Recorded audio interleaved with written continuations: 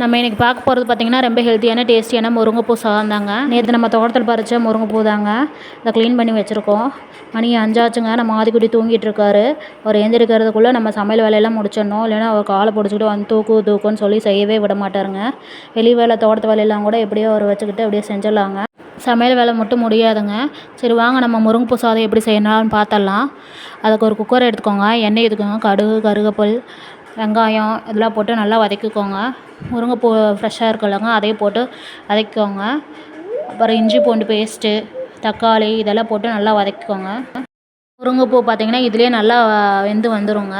அப்புறம் நம்ம மசால் தூள், கருவேப்பிலை பொடி பார்த்திங்கன்னா நம்ம ஓன் ப்ராடக்ட்டுங்க. கருவேப்பிலை ரைஸ் மிக்ஸு, அப்புறம் மஞ்சத்தூள், மிளகாத்தூள் இதெல்லாம் போட்டு நல்லா வதக்கிக்கோங்க. லாஸ்ட்டாக உப்பு ஆட் பண்ணிக்கோங்க. உப்பு ஆட் பண்ணிவிட்டு நம்ம ஊற வச்சுருக்க அரிசியை வந்து ஆட் பண்ணிவிட்டு நல்லா கிளறி விட்ருக்கோங்க. அதுக்கேற்ற மாதிரி வாட்டர் ஆட் பண்ணிக்கோங்க. அவ்வளோதாங்க, நம்ம ஹெல்த்தியான டேஸ்டியான முருங்கைப்பூ சாதம் ரெடி ஆயிடுச்சு. உங்களுக்கும் இந்த மாதிரி முருங்கைப்பூ கிடச்சதுன்னா மறக்காமல் ரைஸ் செஞ்சு பாருங்கள். ரொம்ப டேஸ்டியாக இருக்கும்.